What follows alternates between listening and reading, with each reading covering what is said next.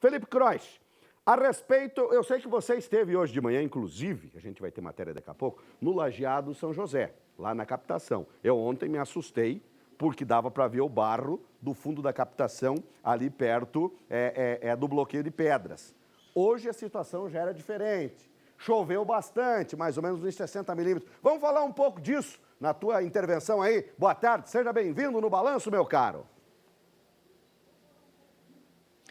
Boa tarde, Eduardo. Boa tarde a todos que acompanham o Balanço Geral. Isso mesmo. Hoje pela manhã, eu e o cinegrafista Roberto Bortolanzo, nosso ninja, a gente foi até lá o Lajeado São José para ver como é que estava a situação lá. Conversamos, inclusive, com o responsável pela Casan e o que ele disse para a gente é o seguinte: essa chuva de mais de 60 milímetros aqui na região de Chapecó realmente fez uma diferença, conseguiu elevar o nível do Lajeado São José, já está quase transbordando, quase em 100%, porém, ainda continuamos em situação de emergência. Várias cidades aqui da região também estão nessa situação, pelo menos 7, e o que acontece é o seguinte: essa chuva ela tem que continuar desse jeito para que a situação seja normalizada, porque se a previsão de chuva ela não se concretizar, a situação volta a continuar complicada, e é claro, a gente segue acompanhando, daqui a pouco tem a reportagem completa sobre esse assunto do Lajeado São José, mas para falar sobre a chuva, né, o pessoal estava esperando, sofrendo com a estiagem, mas ela veio bem forte, um temporal aqui na região oeste, várias cidades tiveram prejuízos. Vou conversar com o meteorologista Peter Scheuer, que tem detalhes para a gente.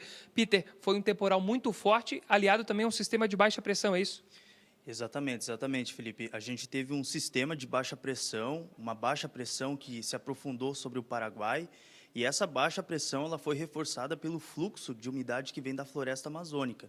Então, a gente teve os principais ingredientes, que é a umidade, calor, abafamento, e todos esses ingredientes formaram nuvens muito carregadas, reproduzindo pancadas muito fortes, num curto intervalo de tempo, e, inclusive, tivemos ventos muito fortes. Essa chuva, o total, totalizando a precipitação pluviométrica, foi na casa aí dos seus 65 milímetros. Claro que teve suas exceções. Teve alguns pontos aqui da região, que foi o caso de Xanxerê, e também 119 milímetros, que foi o caso aí de Coronel Freitas. Então, a gente ainda pode, eventualmente, ter essa situação, lembrando que também a gente teve ventos muito fortes. Ali no aeroporto, a gente teve 110 quilômetros por hora, segundo informações, e também, inclusive, aqui na Ipag, a gente teve mais de 83 quilômetros por hora. Então, ventos fortes, chuvas muito fortes, que acontecem num curto espaço de tempo e que podem, eventualmente, se repetir. Peter, por que acontece isso de aqui em Chapecó chover 60 milímetros e em Xanxerê, próximo aqui a Chapecó, chover mais do que o dobro? Então, Felipe, é uma chuva muito mal distribuída. Nessa época do ano, é bastante comum a gente ter essas pancadas mal distribuídas. Chove num canto bastante, chove na outra área vizinha um pouco menos. Então, esse parâmetro que nós meteorologistas chamamos de chuva irregular é bastante comum nessa época do ano, até porque a chuva ela é heterogênea, ela nunca chove numa mesma proporção numa determinada área. Então, sempre a gente vai ter uma diferença. Eu acredito que até alguns pontos aqui de Chapecó têm até passado dos seus 60 milímetros, justamente que pela área da captação dessa chuva, teve pontos aqui que a gente até teve alguns transtornos. Então, essa chuva que veio num curto espaço de tempo, ela pode também ter se repetido em outros pontos com mais até de 100 milímetros. Claro, uma chuva muito mal distribuída para a época do ano. Tá certo, muito obrigado pelas informações, meteorologista Peter Scheuer, trazendo esses detalhes para a gente sobre essa chuva mal distribuída. Inclusive, o pessoal da Casan diz que aqui em Chapecó tem que chover mais na área norte da cidade, que é onde fica a bacia hidrográfica do Lajeado São José, para que realmente surta efeito, né, no nível do Lajeado São José. Daqui a pouco tem reportagem sobre isso, mas várias cidades da região tiveram prejuízos devido a esse temporal aí no fim da tarde de ontem, madrugada também de hoje e início da manhã. Vamos conferir quais foram as cidades que tiveram mais prejuízos na reportagem.